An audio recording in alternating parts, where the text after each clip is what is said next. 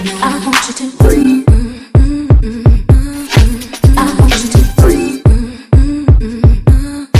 I want you to breathe. Hello, friends. We're back. We're Black and Curious. I'm Kandron. What's up? It is Dehjai. How y'all doing? And as you know, if you've been here before, we do, we do a cross section between real life and pop culture. Today, we're going to talk through some questions that we were processing before the end of the year. If you see fit or something resonates with you, please drop down in the comments and get in on the conversation. I am going to start. Before you start, actually, this is to piggyback off of last year's conversation from our good sis Nedra Tawwab over on Instagram. She gave these questions out in 2021. So we are doing a where are we now, so to speak, with these questions. Now we start. Okay. And if she comes out with some new ones, child, we might be back in January. Okay. Hello. Um, so what did this year teach you about yourself?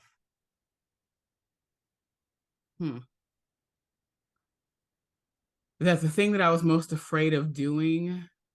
I did anyway, which is plot twist. I resigned from my job. Okay, carry on. Okay, let's go. All right. Did you want to answer that one, or do you want to just go back and forth? Oh, I mean, I can. What did 2021 teach me about myself? I meant 2022. Girl, I don't know that I even have an answer for that right now. I may need to reflect on that a bit. I think maybe Totally it's okay. just the idea that whatever I'm going through is okay. I've gone through a lot this year, and you know, earlier in the year having to being completely burned out, and then some other stuff toward the end of the year, and just perseverance, resilience, maybe, but just like, girl, doing the best you can is sufficient, child. It's not always every time, every year. It's not going to be about doing the most, getting Don't the have to most be money, perfect. getting being perfect, being the most of anything. Sometimes you are just going to have to survive, and that's fine. Shout out to Mariah. We out here doing the best for what we got. We're doing the best we can. All right. The All second right. question is, who showed up for So me, and how can I nurture those relationships? yes. Oh wait, that's yours. Sorry. Go ahead. That's okay. Answer the question because you supposed to go first. But you didn't read it, but so because I was probably talking over her, she just said, "Who showed up for me, and how can I nurture those relationships?" So you go. Um, I think my friends did.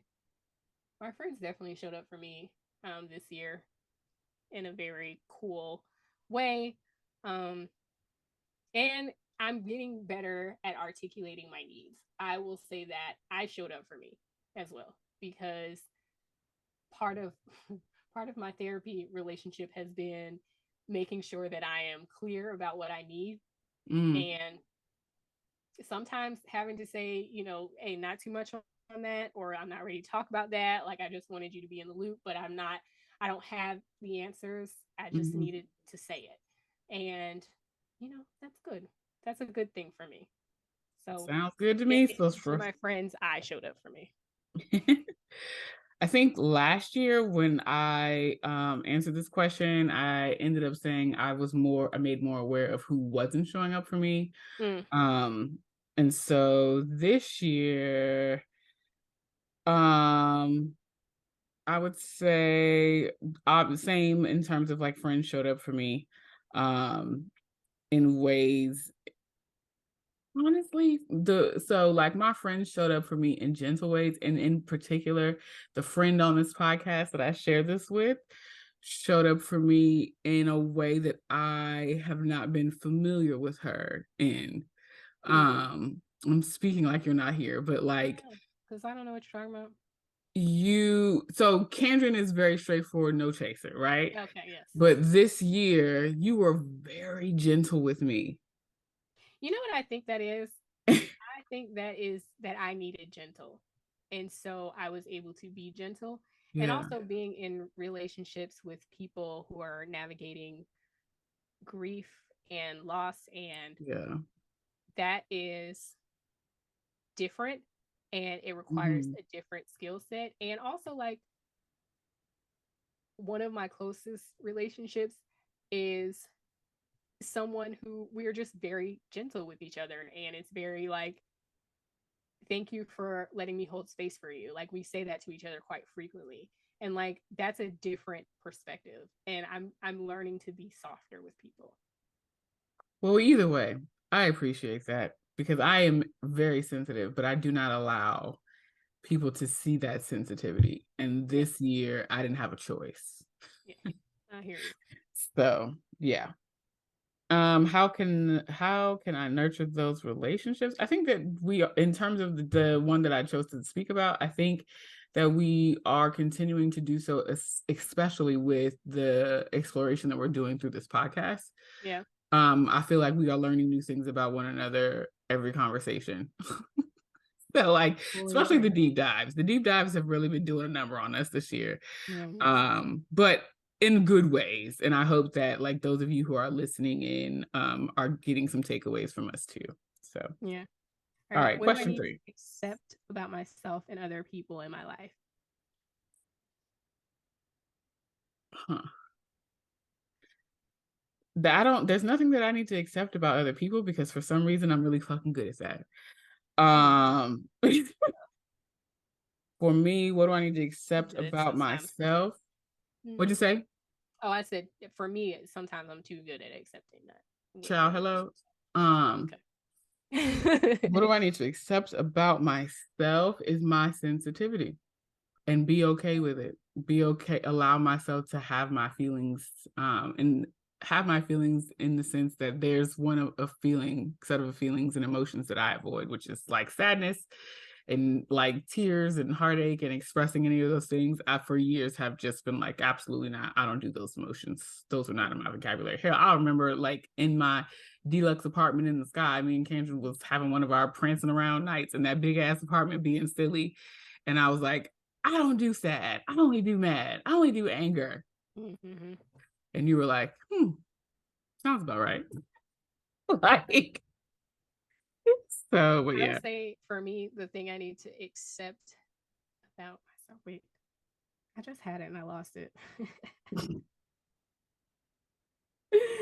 That is so funny. I don't remember it. I really don't.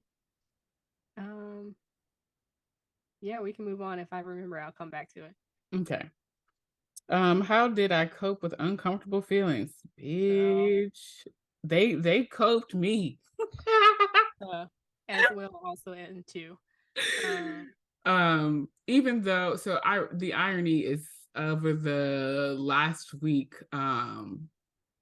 husband is what I call him to my friends, so y'all know who that is. He emailed like a diary entry, in my opinion, but whatever, it was cool, you know. But he emailed this diary entry, and he was talking about like this whole coping and carrying on, and like he's going through psychotherapy, and this is his first foray, and so on and so forth.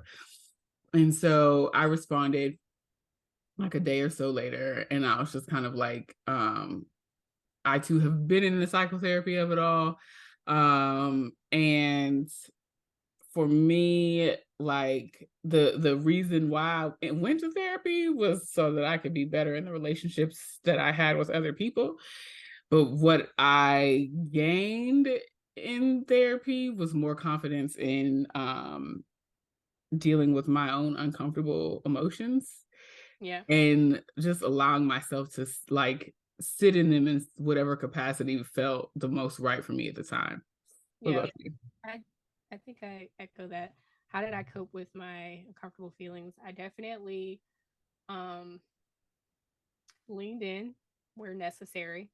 Um and didn't try to run away, but also had some hard conversations. And I think that's important too.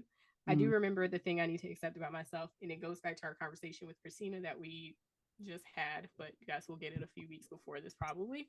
Mm-hmm. And the thing I need to accept is my all over the placeness of it all, and stop beating myself up about that, and just Same. trying to figure out how to work with it and manage myself, not just in spite of it but because of it. So that's something I'm working on. All right, I question feel 5. that. How can I better manage my reaction to my feelings? Mm. Um, I don't know that I need to better it per se. I just need to feel it. Yeah. Well, feel the ones that I said I don't allow. Yeah. And I think that this year has taught me a lot about those, and that I can absolutely feel them and then move right on to the next, so Yeah. to speak. Like have grace and space for the time that those emotions are present, and then not feel weird about like if in 2 or 3 hours from the catastrophe, I'm just kind of like, all right, the breakdown is over. Yeah. Like, because that's very much my personality. Like, as opposed to just swallowing it and like creating sickness within my body, it's better to just kind of let the shit out when I'm in the middle of it, have a whole fit, and then go on about my day. Yeah. Mine is kind of similar, but not quite. I process very internally, so I tend to resolve things within myself, but I don't tell other people that I've reached a resolution. So Mm-hmm. they think that everything's okay, but really I Mm-hmm. have been stewing. And so, in that way, I want to be more vocal with people and tell them when they have pissed me off. And I think that we talked about that a little bit. I just mentioned that being a big part of my therapy is telling people like you made me mad or I didn't like that or whatever. Mm-hmm. So I need to be a little bit more vocal and not let time pass and not let that shit eat me up because they are walking around just fine and they the one that pissed me off. So All right. Number 6.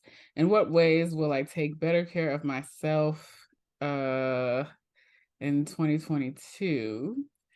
Three. So I think in comparison to the previous year,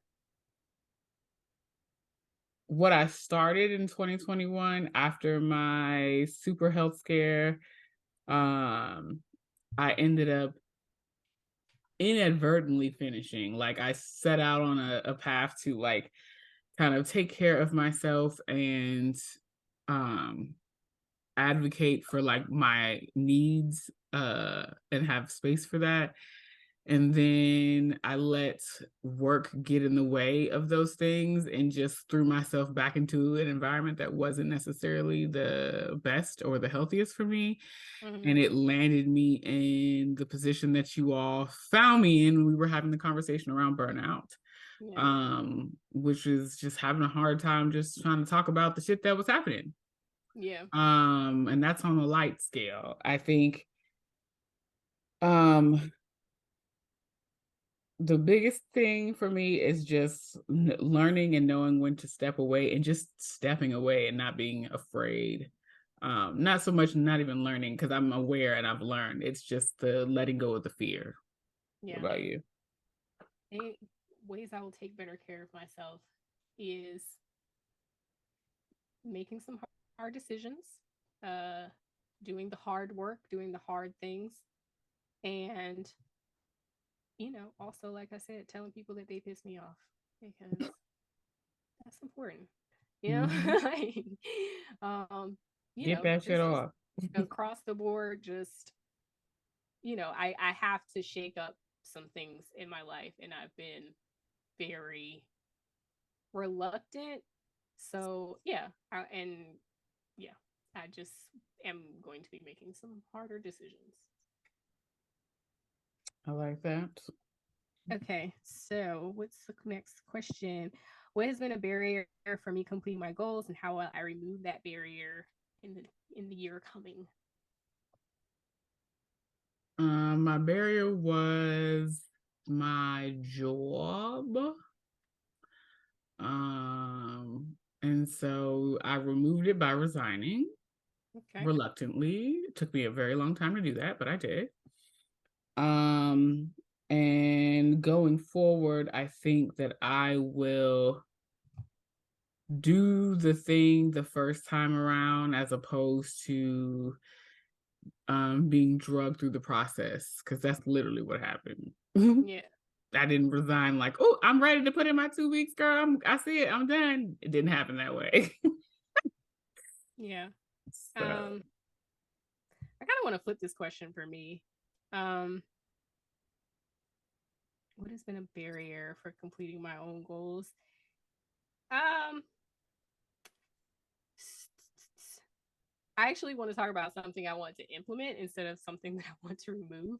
I think the barrier has been, in a lot of ways, me in my, in a lot of ways, my all over the placeness of it all, which is something I want to embrace, but I need to put in guardrails around that and a true plan and working the plan as opposed to just being out here. I feel you. All right. What limiting beliefs do I need to release? Oh, Huh. all of them. For me, I just feel like I'm very, I border on pessimism. I'm pretty pessimistic. I'm pessimistic. So I think I need to remove those sort of beliefs, just limiting myself or thinking things aren't going to work out, and just try to get a broader look on the world and a more optimistic look on the world. For me, my limiting belief has been fear, honestly. And fear has stopped me from doing damn near everything in my life. Um, and so while the fear is never gonna go away, I think the the thing that I'm changing is to like just do it anyway, do it scared.